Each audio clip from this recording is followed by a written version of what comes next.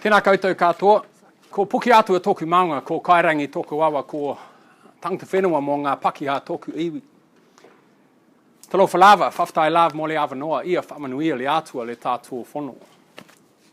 Greetings, my name is Chris Theobald. I am the principal of Holy Family School. I work with 200 experts, as they were described before, out in Cannons Creek. I am white. White like the mainsails of the tall ships that came 175 years ago to take ownership of this land. White like the paper on which laws and policy were copied from England to Aotearoa to propagate domination of society for those in power. White like the Air New Zealand planes of the 60s and 70s that brought hundreds and then thousands of people from all around the Pacific to this land of plenty, to this land of hope. I am white. This means that when I grew up, school was a continuation of my home. The teachers looked like those in my family, and they behaved the same way too. This means that my parents owned our own house. There was petrol in the car and food in the fridge. This means I had opportunity. I could define me. No one gave me negative stereotypes to be, expected me to fail based on my ethnicity. Television and society reflected this open opportunity, allowed me to be reassured that this was my destiny. I could be anything I wanted to be. So I became a teacher. As well as becoming a teacher, I also became a change maker, and I'm a learner. And I've learned about the systemic racism that exists in our education system. I've learned about the rich talent, skills, determination, passion, enthusiasm that our learners have, especially those who are failing our system. I've learned about the invisible, pervasive culture of the European dominant mainstream that permeates our classrooms, our society, and every interaction that I have as a Bālangi man.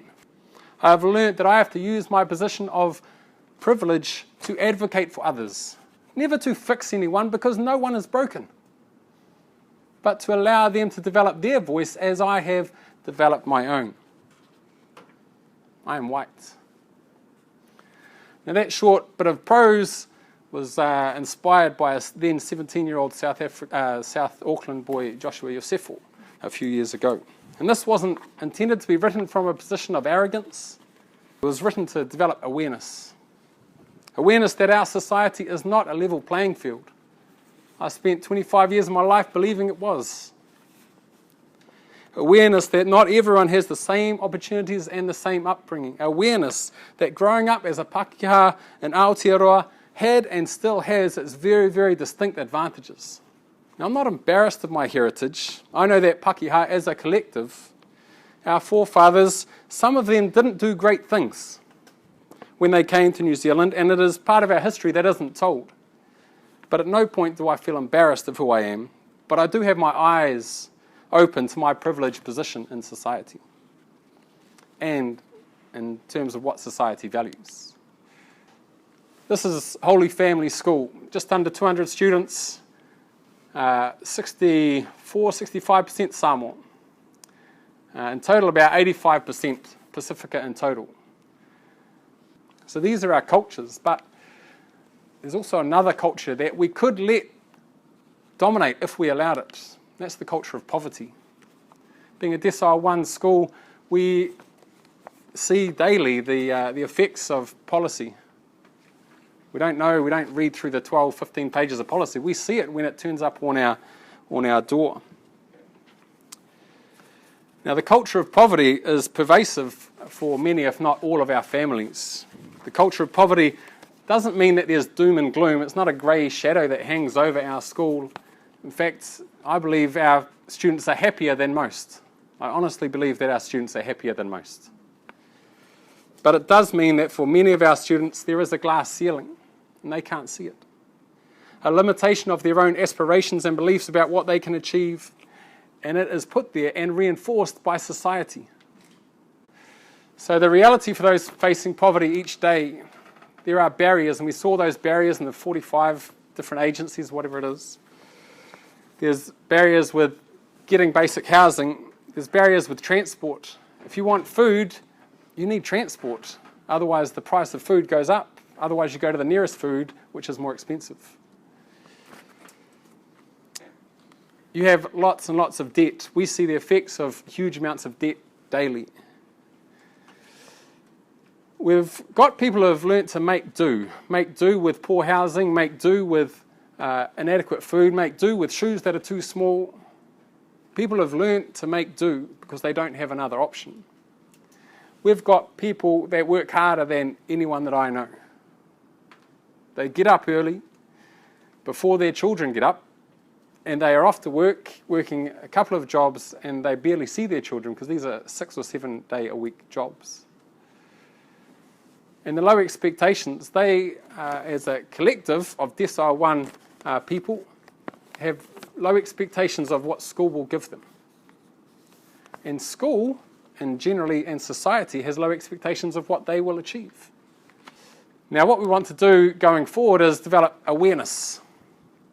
An awareness of these barriers, an awareness that you don't have to make do.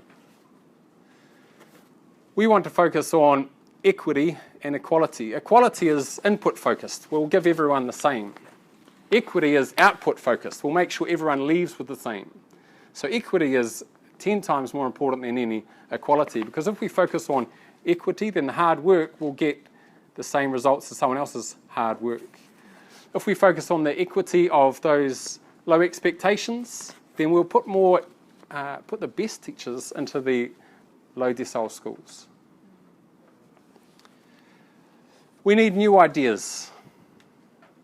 If you do what you've always done, you'll get what you've always got, and we're in that process at the moment. We need new ideas, and we need a willingness to change. Now, what are the levers of change? The most powerful lever is education. And not just in our schools, but education of society as a whole, including all media forms. Now, what are the obstacles? The obstacles are racism, debt, a sense of powerlessness by students and teachers. Now, the 3 things that I would do to make a difference: we aren't all equal. And we have to acknowledge that everyone is different. And we need to make sure that that is a key part of our future, that acknowledging that everyone is different. We need to enable schools and education to reflect their specific needs of their learners. A lot of the teachers that I see, not just in Holy Family, but in many schools, are teaching exactly the same way as they were taught 20, 30, 50 years ago. So our schools need to be reflective and adaptive to change. And lastly, and linking into my previous speaker, empower our whānau to take action. Mentors is a great idea. The mentors are already in those families. They are already in the families. They just don't have the knowledge and skills to navigate the 45 different agencies.